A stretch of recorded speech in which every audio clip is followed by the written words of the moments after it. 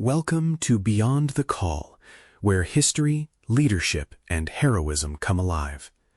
Today's story explores 2nd Lieutenant Robert Viale in Manila in 1945, a powerful account of courage and responsibility in combat. If you enjoy learning more about military history and extraordinary individuals, you can find more articles, podcasts, and resources at trackpads.com. Smoke, dust, and the rattle of automatic fire filled the air as Robert Viale led his platoon through the ruined streets of Manila. Inside one shattered building, he found civilians huddled in corners, clinging to one another while the battle closed in around them. Outside, a Japanese machine gun at a nearby intersection held the street in a lethal grip, cutting down any attempt to move in the open.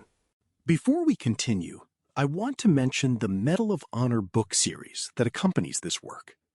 These books tell the stories of America's Medal of Honor recipients in a serious, readable, and historically grounded format, with each volume focused on a specific campaign, battle, or part of the war. They are available in color paperback, Kindle ebook, and matching audiobook editions. You can find them at militaryauthor.me. In a dim room of that building, a wooden ladder rose to a small window that overlooked the enemy position. One of Viale's men had already tried to lob a grenade through that opening and failed, the angle and distance proving too difficult from the cramped perch. Viale studied the space and decided that his left-handed throw gave him a better chance, even though his right arm was already painfully wounded from earlier fighting. He armed a grenade, began climbing the ladder, and felt the room tighten into silence beneath him. Halfway up, as he shifted to balance and aim, his injured arm failed him at a critical moment. The grenade slipped from his grasp and fell toward the floor, where his soldiers and the civilians were gathered.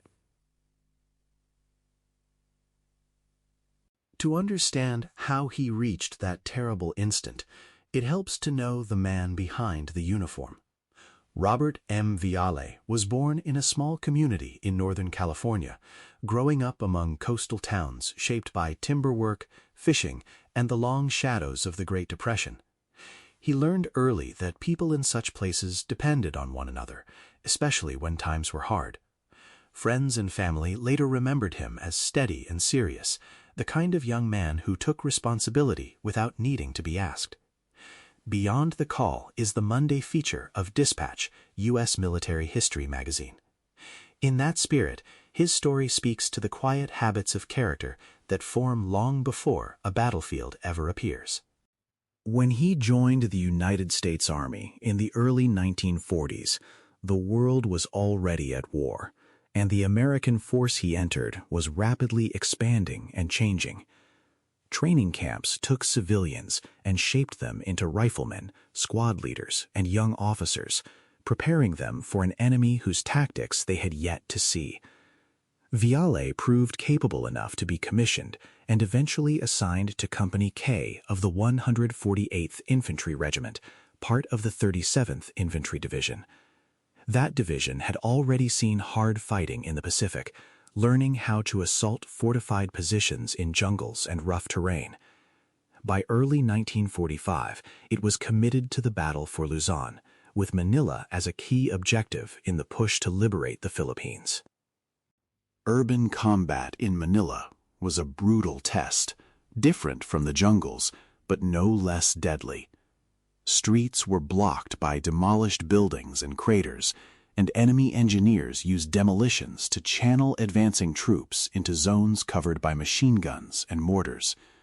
For officers like Viale, every block brought new decisions.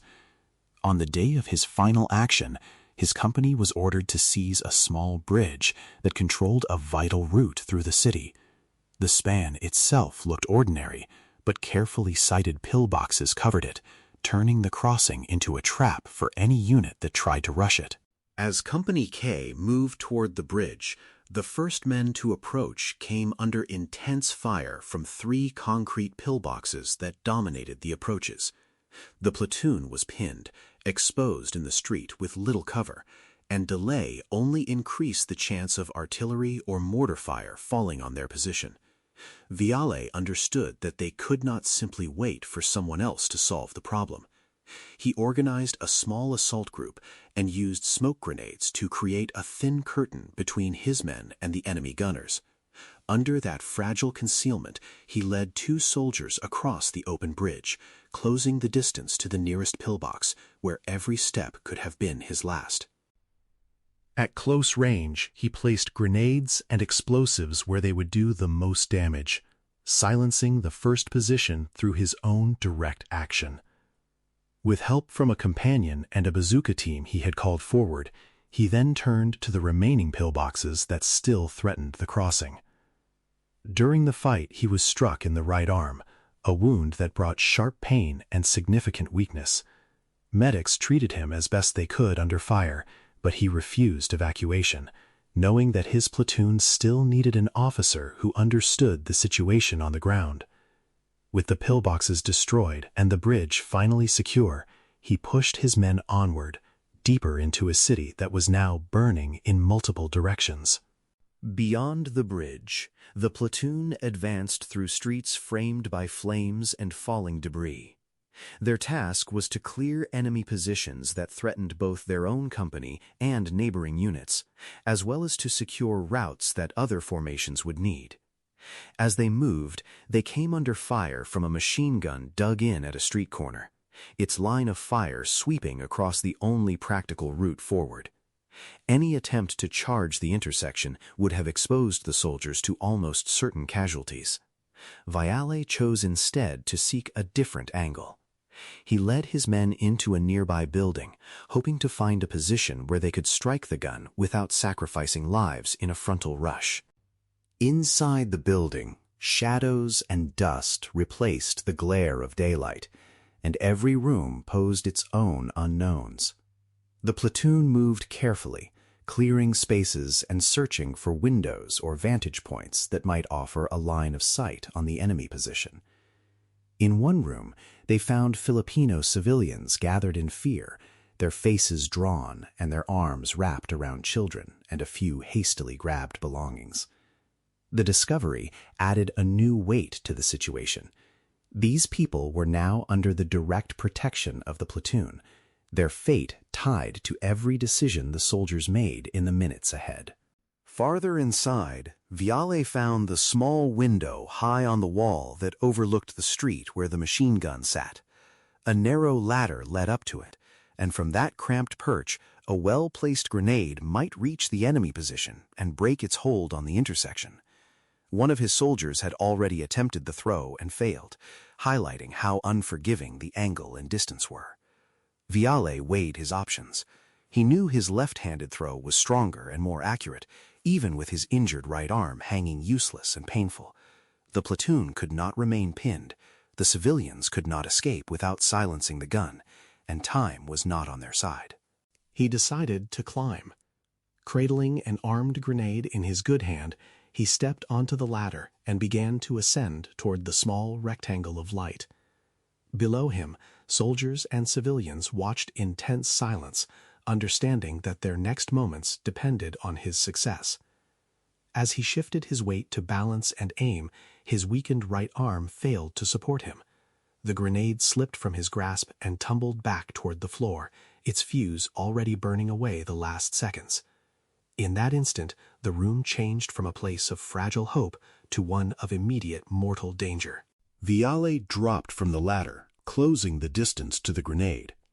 Training might encourage a quick throwaway from friendly forces, but there was nowhere to send it that did not risk sending fragments back into the crowded room.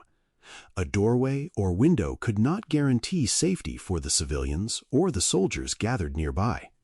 With only a heartbeat left to choose, he made his decision. He drew the grenade close to his body, turned toward the wall, and bent over it, using his own body as a shield.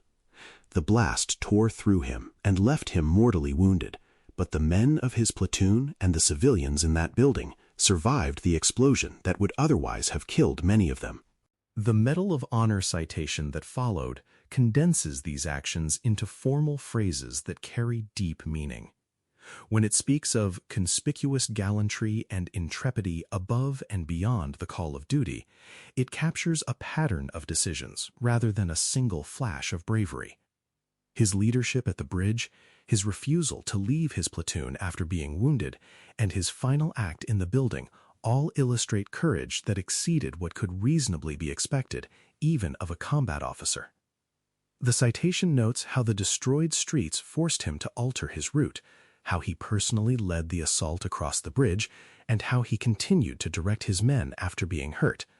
Each line marks a moment when he accepted personal risk so that others could move and the mission could continue.